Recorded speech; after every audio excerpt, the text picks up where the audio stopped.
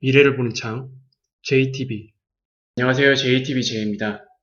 7월 M4MC가 끝나면서 이제 9월 달까지는 매크로 공백기를 갖게 됐습니다.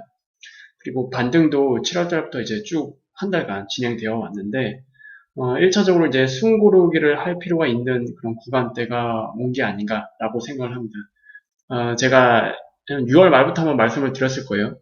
베어마켓 랠리 자체는 많은 우려 속에서 진행된다라고 말씀드렸고, 이제 여러 가지 안 좋은 소식들이 이제 더 많았던 그런 한 달이었습니다. 7월달이. 그럼에도 불구하고 많은 우려들 그 속에서 이제 시장 반등이 계속 진행되고 있는 상황입니다. 그래서 개인들이 대응하기가 사실상 좀 어려워요. 베어마켓 랠리라는 것 자체가. 그리고 지난 뭐 2000년 닷컴 버블 때 그리고 2008년 금융위기 때 그때 나왔던 베어마켓 랠리의 그런 매크로 환경보다 훨씬 더 나쁜 상황이기 때문에 아마 더 어려울 거라고 저는 생각을 합니다. 일단 7월 FOMC가 끝났으니까 이 이후의 매크로 환경은 이제 어떻게 될지 그것부터 한번 점검을 해보도록 할게요. 일단 페드에서도 언급을 했듯이 연준도 이제는 중립금리로 올라온 상태입니다. 뭐 우리나라도 마찬가지라고 저는 보고 있어요. 그래서 이제부터가 진짜로 긴축 구간이 될 겁니다. 이제 중립금리에서 멈추면 괜찮은데 이 위로 올릴 거잖아요. 그러니까 이때부터는 이제 실질적으로 경제에 대한 이 긴축 압박이 한층 더 가해진다. 이렇게 이해를 하시면 될 것 같고요. 하지만 이런 것들이 실물 경제에 이제 드러날 때까지는 어느 정도 좀 딜레이가 있으니까 아무리 못해도 한 두 분기 정도 뭐 그런 그 정도의 딜레이는 저는 있다라고 생각을 하고요. 그래서 여전히 4분기부터 조금 안 좋아질 가능성을 높게 보고 있다라는 관점에 대해서는 계속 유지하고 있는 상태입니다. 그리고 이번 7월 FOMC에서 올해 성장은 둔화될 것이다라고 얘기를 했고 이제 상황에 따라서 더 긴축적인 정책도 고려하고 있다. 근데 이거는 이제 데이터를 보면서 대응을 할 거고요. 그리고 어쨌든 다 필요 없고 궁극적으로 인플레이션이 2%대로 내려오기 전까지는 이 긴축 스탠스는 계속 유지할 거다라는 게 이제 팩트입니다. 그리고 이런 긴축적인 정책 어떻게 할 거냐 앞으로 결국 고용시장 이건 이제 실업률이랑 관련되어 있는 지표라고 보시면 될 것 같고 그 다음에 인플레이션 지표 이 두 가지를 중점적으로 포커스를 맞춰서 진행할 예정이다. 그리고 향후에는 이제 어떤 식으로 진행될지 어떤 뭐 가이던스는 던져주지 않았습니다. 그래서 이제 중립 스탠스로 놓고 FOMC가 마무리됐는데 뭐 인플레이션은 사실상 피크아웃 됐어요. 문제는 그 피크아웃 이후에 확 떨어지는 게 아니고 일단 올해 최소한 올해까지는 천천히 내려올 가능성이 굉장히 높은 상황이기 때문에 연준의 긴축 스탠스 자체가 올해 내내 계속 지속될 가능성은 일단 이거는 굉장히 높다. 그리고 사실상 거의 뭐 99%라고 저는 보고 있어요.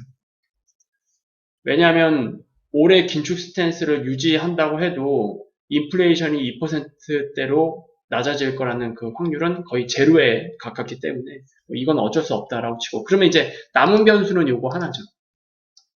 고용시장. 고용시장이 이제 앞으로 어떻게 될 거냐에 따라서 연준의 스탠스가 바뀔 가능성이 있다. 일단 요거는 일단 뒤로 넣어놓고요. 이거는. 그래서 고용시장이 일단 지금 완전 고용 상태이긴 한데 자연 실업률을 넘어서는 그런 상황이 되면 연준에서 이제 조금 고려하겠죠. 연준의 스탠스를 이제 조금 긴축 강도를 약하게 가져갈 가능성 이런 것들을 우리가 높게 보면 되는데 근데 이런 것 전부터 일단 올해까지는 그냥 금리 인상 스탠스는 유지될 가능성이 높고 내년 이미 시간대에서는 이제 금리 인하 가능성을 높게 보는 게 합리적이겠죠. 이미 채권 시장에도 그렇게 반영이 되고 있는 상황이고요. 그리고 지금 정치적 지정학적 리스크가 이제 하반기에 대기하고 있습니다.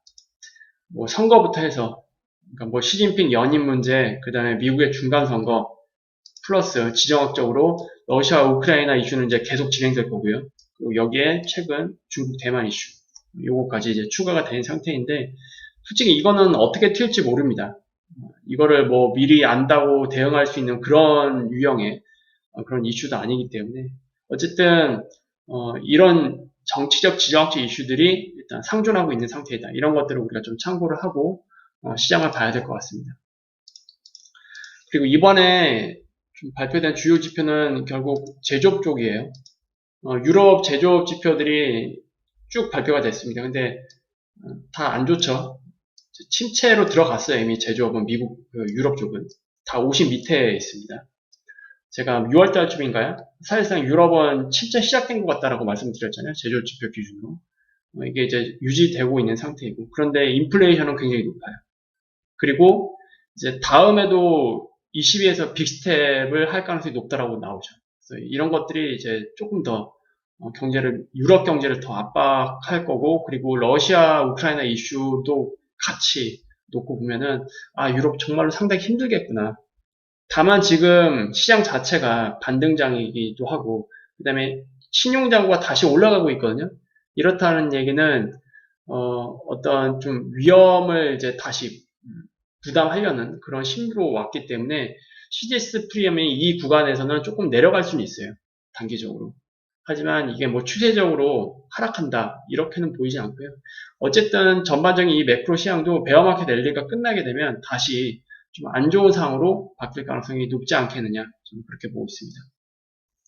그리고 이번에 미국의 제조업 지표가 발표됐고 ISM 제조업 지표까지 같이 발표됐습니다. 근데 생각했던 것보다 선방했어요. 예상치는 52.3이었는데 52.2. 거의 뭐 예상치에 부합한 수준으로 나온 거고 아직 50 밑으로는 안 떨어졌다라는 점에서 이 부분은 좀 긍정적으로 볼 수 있을 것 같습니다. 미국 쪽은. 그리고 ISM 제조업 지표는 심지어 예상치보다 높게 나왔어요. 0.8 정도.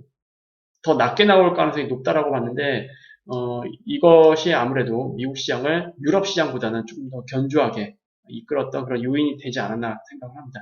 하지만 전반적으로 봤을 때는 유럽 쪽 이 이슈는 상당히 나쁘게 우리가 보는 게 맞을 것 같고요. 그리고 ISM 제조업 지표가 52.8이 나왔긴 했지만 그 세부 내용을 뜯어보면 이렇습니다. 일단 가장 중요한 게 재고랑 신규 주문 이거거든요. 걱정될 수준으로 많이 쌓인 재고 이거는 지금 1990년대 이후 최대로 쌓인 상태입니다. 수치적으로 보면. 결국 재고가 많이 쌓인다는 얘기는 이게 소비가 되면 상관이 없어요. 근데 소비가 되지 않으면 상품 가격 하락으로 연결이 되고 이거는 기업 이익 훼손으로 이제 나타나게 될 겁니다. 이런 것들이 좀 우려감이 좀 여전히 진행되고 있는 상태고 앞으로 재고가 늘어나면 늘어날지 하락할 가능성은 없기 때문에 최소한 이런 것들이 계속 압박을 할 것 같습니다. 그리고 신규 주문도 지속적으로 축소하고 있는 상황이에요. 그래서 제조업 지표, 그 ISM 제조업 지표가 52.8이 나오긴 했지만 세부 내용을 뜯어보면 침체까지는 아니더라도 경기 둔화 우려는 있을 수밖에 없다라고 보는 게 맞을 것 같습니다. 그래서 유럽의 이 제조업 지표가 발표가 되고 그 다음에 미국의 ISM 제조업 지표가 발표되는 이날 유가가 굉장히 많이 하락했죠. 지금 이제 뭐 95 밑으로 내려왔습니다. 이날 92까지 내려왔을 거예요. 아마 유가가. 크루드 오일 기준입니다. 그래서 경기 둔화에 대한 그 목소리가 시장에서는 아직 크구나. 그리고 이날 10년물과 2년물의 장단기 스프레드도 더 많이 역전폭이 더 커졌죠. 이거는 오늘 데이터거든요. 오늘 데이터 보면은 이제 계속 빠지고 있습니다. 지금 역전폭을 보면은 2008년 금융위기 전에 있었던 그 역전폭보다 더 많이 내려왔습니다. 이제 2000년 닷컴 버블을 향해 가고 있어요, 지금. 그리고 이 정도 수준이 되면은 장단기 금리 스프레드가 역전폭이 최대치에 달했다. 그 정도로 보면 될 것 같습니다. 그래서 지금 이 역전폭은 절대로 이게 약한 게 아닙니다. 굉장히 좀 이제 과한 상태로 지금 진입하고 있는 상태라고 보시면 될 것 같아요. 그만큼 경기 침체의 어떤 그 시그널들이 좀 강하게 나타나고 있는 상황입니다. 그리고 연준에서 중요하게 보고 있는 10년물과 3개월물의 스프레드도 보면은 이제 거의 뭐 역전 직전까지 왔어요. 8월 1일 기준으로는 0.04까지 내려왔다가 지금 소폭 반등하긴 했거든요. 근데 이것도 결과적으로 이렇게 내려올 가능성이 굉장히 커요. 지금 상태에서 보면. 이건 뭐 시간 문제라고 보시면 될 것 같은데 이렇게 되면 이게 이제 역전으로 확 내려오게 되면 단기 자금 시장 쪽에도 약간 압박이 좀 있을 겁니다.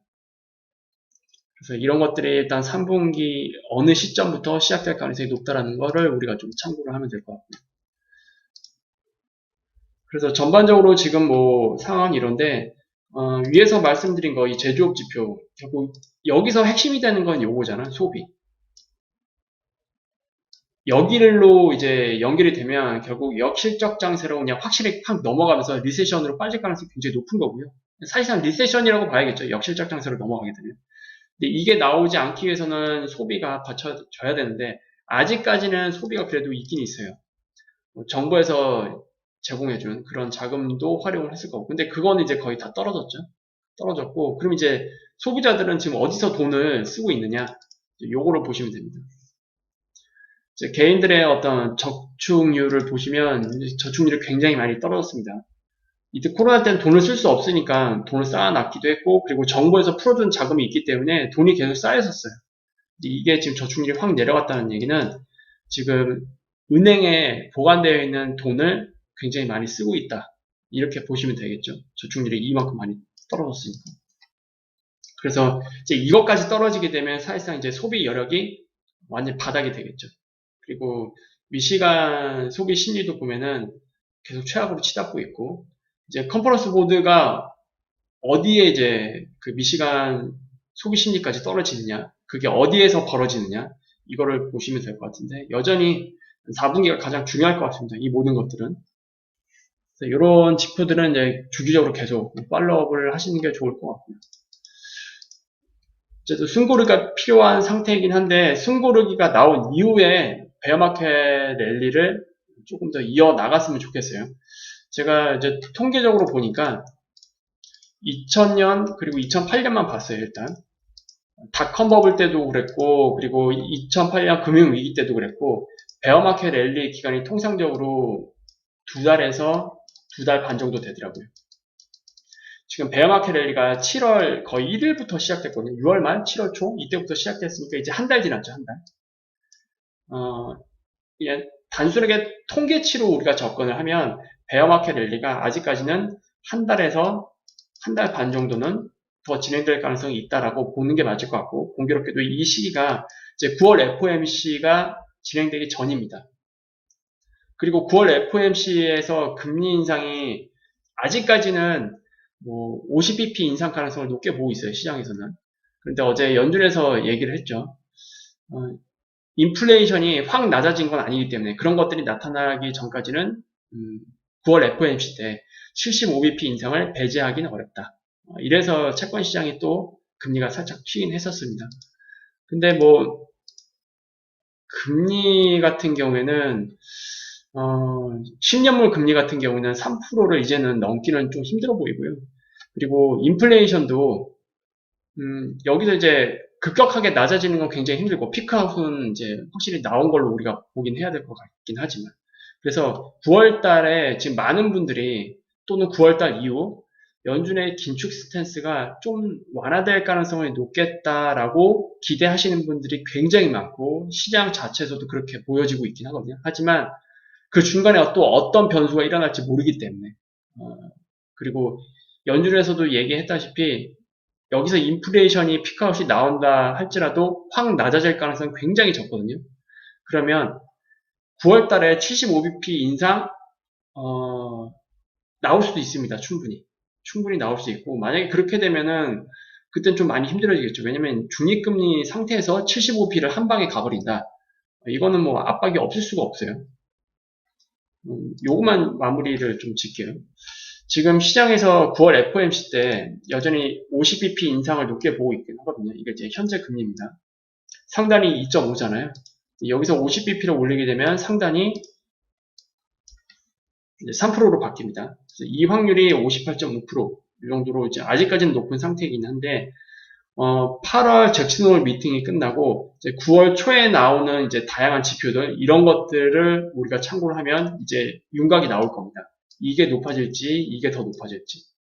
그리고 지금 시장에서는 9월 FOMC 때 50bp, 그리고 11월, 12월 각각 25bp, 25bp. 그래서 9, 11, 12 이때 1%를 더 올릴 거다. 그러면 현재 금리에서 1%가 올라가게 되면 상단이 3.5%잖아요. 그래서 12월 달 FOMC 상단 3.5%가 지금 가장 높아요. 확률이 40%입니다. 근데 요게 이렇게는 바뀔 수는 있다. 9월 달 FOMC 그 결과에 따라서. 요거는 확률이 아직까지는 낮은 것 같고요. 그럼 결과적으로 연말 금리는 이제 이 영역대로 좁혀진 상황이에요. 지금 상황에서. 이렇게 보시면 될 것 같은데, 이러면 이제 연말 쪽에는 어떤 시중 금리는 좀 상당히 좀 높은 레벨에 올라갈 가능성이 크고, 그리고 어떤 뭐 주담대출 금리라든지 그 외에 여러 가지 뭐 금리에 대한 부담이 특히 중산층 이하에서 좀 많이 가중될 가능성이 높지 않겠느냐. 그리고 4분기가 지난 이후 이제 4분기에서 내년 초로 넘어가는 시점에서는 이제 부동산도 같이 봐야 될 것 같고요. 그리고 그때는 특히 유럽의 상황도 좀 우리가 좀 잘 눈여겨봐야 되지 않을까 그렇게 생각을 합니다. 어쨌든 지금 시장은 단기적으로 그래도 좀 많이 올라왔어요.